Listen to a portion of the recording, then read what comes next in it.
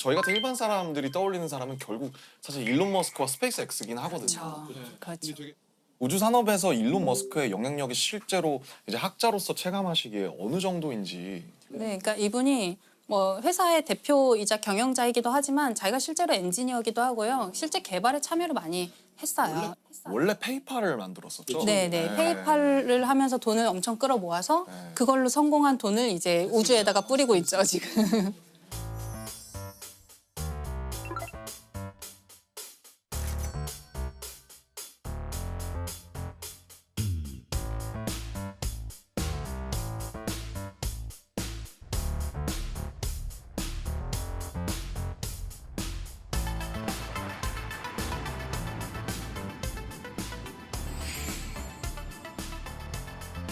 듣기로는 위성을 3,000개를 쏘아 올렸다. 예, 뭐 한 번에 막 수십 개씩 계속 쏴가지고요. 아, 그렇게 많이 돈이 많나? 돈이 많아. 그게 그 스타링크. 네, 그거죠. 그게 스페이스 X가 하고 있는 스타링크인데요.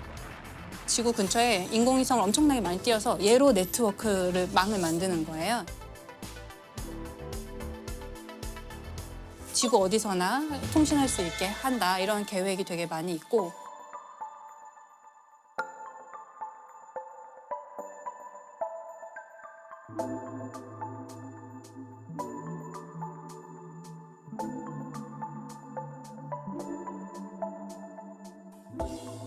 사실 정말 궁금했던 게 인공위성을 스페이스X에서만 쏘아 올린 게 3,000개가 된다고 하잖아요. 궤도가 커서 그런지 그렇게 여러 국가에서 인공위성을 막 수만 개를 쏘아 올렸을 것 같은데 부딪히거나 그러지 않나요? 부딪히기도 해요. 아, 그런 그래요? 사고가 날 수 있고 그래서 어느 정도 그 밀도를 유지하게끔 그런 규칙이 정해져 있어요. 그래서 우리가 규칙이 있구나. 우주로 쏘아 올리는 모든 물체는 등록을 해야 되는데요. 등록할 때 이제 우리가 어느 궤도로 보낼 것이다, 임무 수명이 어느 정도다, 임무가 끝난 다음에 어떤 식으로 폐기할 것이다 이런 이제 대략의 계획이 있어야 되거든요. 근데 문제가 되는 것은 거기에 참여하지 않고 자력으로 등록하지 않는 물체를 올리기도 해요. 왜냐하면 이게 등록 안 했다고 해서 처단할 수 없거든요. 뭐 거기로 가서 불법도 뭐 이렇게 할 아니고. 수도 없고. 그렇죠. 그 갔는지도 모르니까 이제 지구 규모에서는 뭐 새로운 게 올라왔는지 안 올라왔는지를 알기는 어렵잖아요. 그래서 거기에 이제 참여하지 않으면 그런 미확인 비행 물체들이 정말 근데 진짜 최근에 뭐 이렇게 기사 보니까 우크라이나 전에 전쟁에 있어서 그것들의 정보를 제공하거나 이런 위성들을 우리가 이제 파괴하겠다. 그러면 만약에 거기서 쐈다. 그럼 미국에 가만히 있지 않을 테고. 이러면 진짜 우주 전쟁이 벌어지는 거 아니에요? 그래서 그 상대방 국가의 인공위성을 요격하는 기술을 이제 많이 개발하고 있는데 큰일 났다. 큰일 났어. 역시. 스타워즈라 그러죠. 그러니까 옛날에. 스타워즈네. 그거를 처음에 실험을 해야 되는데 우리가 실험을 남의 나라 위성을 진짜 요격하는 실험을 할 수는 없잖아요. 그러면 그래서 전쟁 나니까. 자국의 오래된 위성, 폐기해야 되는 위성을 자기가 격추하는 그러다 실험을 해요. 잘못 격추하면 할 수도 있고. 자기네가 이제 실험적으로 격추를 했다. 폐기에 대해서 격추를 하면은 완전히 다 없어지는 게 아니잖아요. 사실은 그래요. 파편들 쓰는 끼. 맞아요. 그런 일이 실제로 일어날 수 있고 파편들이 굉장히 문제가 많이 되죠.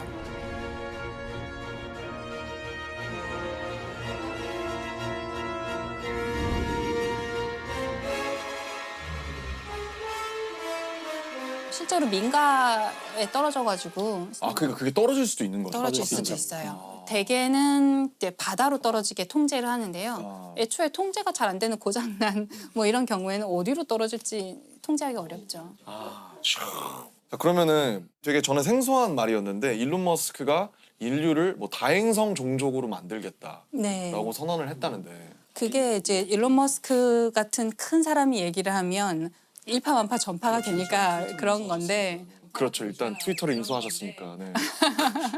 맞아요. 근데 이제 원래 있던 말이긴 한데요. 그러니까 우리가 뭐 멀티 플라네터리 스피시스 이렇게 다 행성 종족이에요. 여러 행성을 오가는 여러 행성에 걸쳐서 생존하는 그런 종족인 인간이 우리가 그렇게 돼보자 그런 이제 목표를 가지고 있어요. 뭐 화성에 사람을 이주시키겠다. 그래서 장기간 거주하게 만들겠다 이런 얘기를 하고 있고.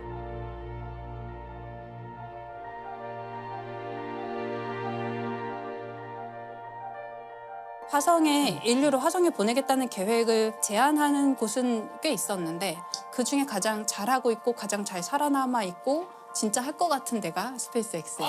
그렇구나. 일론 머스크가 50년 내에 화성에 정착촌을 세우겠다. 네. 그게 가능성이 50년 어느 정도 되는 거라고 보세요? 50년은 좀 도전적인 목표일 것 같긴 한데요.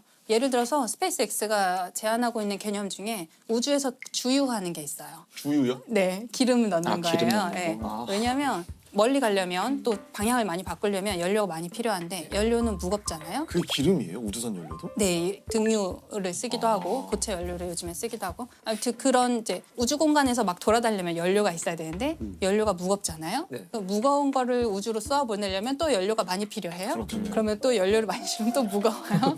이게 이제 로켓 방정식의 저주라고 사람들이 얘기하는 로켓 공식인데 방정식의 저주. 네, 지구를 탈출하기 위해서 드는 연료와 에너지량을 계산하는 건데요. 네. 연료를 많이 싣고 가고 싶은데 그러면 연료가 또 필요하고 이거예요. 그래서 어디선가 타협점을 어디선가 찾아야 되는데 스페이스X 같은 데서 제안하는 거는 일단 띄워요.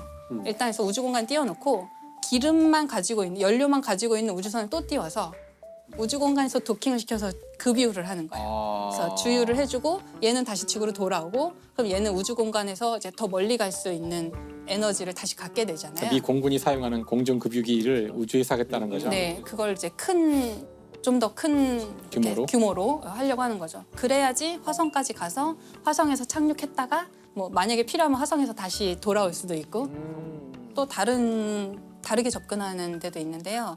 예, 아랍에미리트 연합이라는 이게 나라가 돈이 많아서 그런가요? 그렇죠. 그렇겠죠. 네. 네. 일단 자본이 뭐 네, 거기는 이제 석유로 자본을 많이 가진 나라고 그런데 석유가 한계가 있잖아요. 그렇겠죠. 언젠가는 바닥 날 거란 말이에요. 그러면 석유를 가지고 경제를 부흥시킨 이 나라는 다음 단계를 이제 미리 대비를 해야 돼요. 네. 그것은 개인 과학자의 차원이 아니라 어쩌면 국가 차원의 미래를 위한 대비일 수도 있겠어요.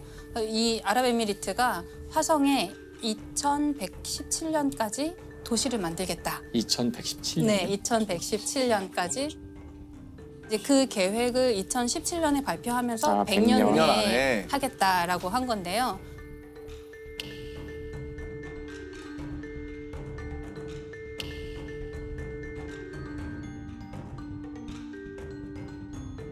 국가 차원에서 굉장히 우주 탐사를 갑자기 막 속도를 엄청 빠르게 진행시키고 있어요. 인공위성을 띄운 지도 사실 얼마 안 된 나라거든요. 그 인공위성 띄울 때 우리나라 기업에서 기술을 되게 많이 전수해줬거든요. 외부의 도움을 되게 많이 받았던 완전 우주 탐사에서는 신생 국가인데 갑자기 화성에 사람 보내겠다라고 하니까 사람들이 웃었을 수도 있잖아요. 근데 지금 벌써 화성에 탐사선 보냈고요. 아 보냈어요? 네, 진짜요? 몇 년 만에. 그러니까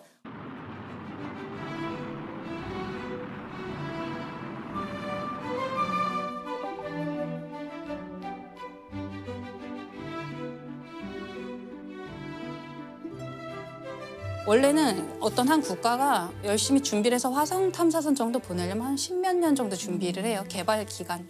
근데 이 나라는 몇 년 만에 보냈어요.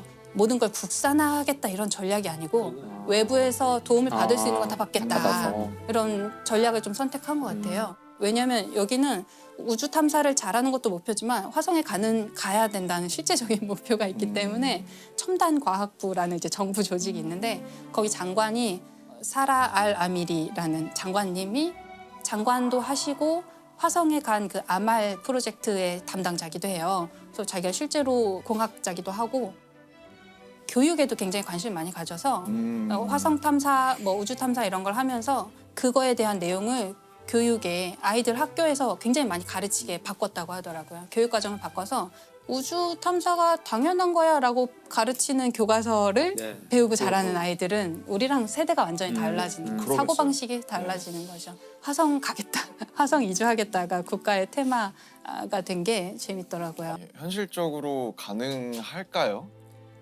제 세대에서는 가는 거는 가능도 할 것 같아요. 네. 근데 가서 장기적으로 존재하느냐 그리고 또 가서 번식을 하고 다음 세대까지 살 수 있게 하느냐 그거는 조금 더 먼 미래가 아닐까 싶은데요. 되게 재밌는 게 그거를 우리나라 외교부에서 연구를 한 적이 있어요. 그래요? 네. 근데 왜 외교부죠, 근데? 그게?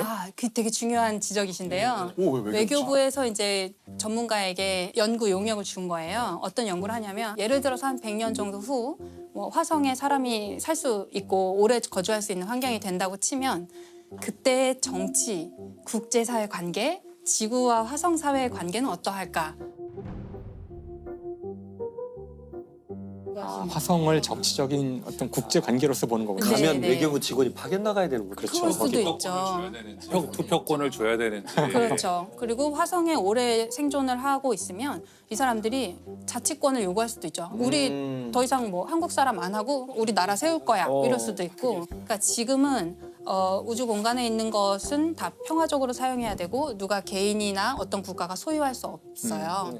그런데 최근에 바뀐 게 미국 정부에서는 달에서 흙을 얼마쯤 가져오면 그게 뭐 그람당 얼마 이런 식으로 해서 팔 수 있게 해주겠다. 국가가 이건 사주겠다. 민간 기업한테 약간 장려하는 느낌인데요. 그렇죠. 그래서 달 좀 가서 파와라 네, 이런 네. 느낌인데. 그러면 다 미국 정부의 입맛에 맞게 탐사를 하려고 그렇죠. 하겠죠. 그리고 나중에 미래에는 뭐 정말 우리가 정착촌이 형성된다면 그 뭐 땅은 모두의 땅이지만 그 기지는 우리 거야라든지 기지 안에 있는 뭐 바닥에 깔아놓은 매트 우리 거니까 밟지 마라든지 다른 형태의 소유권을 주장할 수도 지금 남극이 그렇지 않나요? 남극도 네, 남극도 소유 못하죠. 근데 소유는 못해요. 기지는 자기 거인 거죠.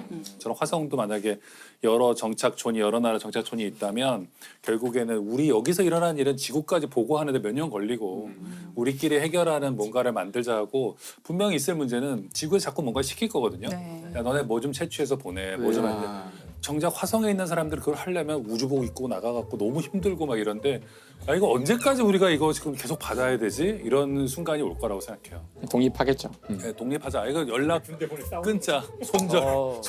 야. 그죠. 이걸 누가 했냐면 그런 게 이제 국제 정치나 이런 거를 연구해 본 경험이 있는 사람들이 네. 잘할 수 있는 거죠. 그걸 전공하셔서 석사를 받으시고 SF 소설을 쓰고 있는 배명훈 작가님이 그걸 했어요.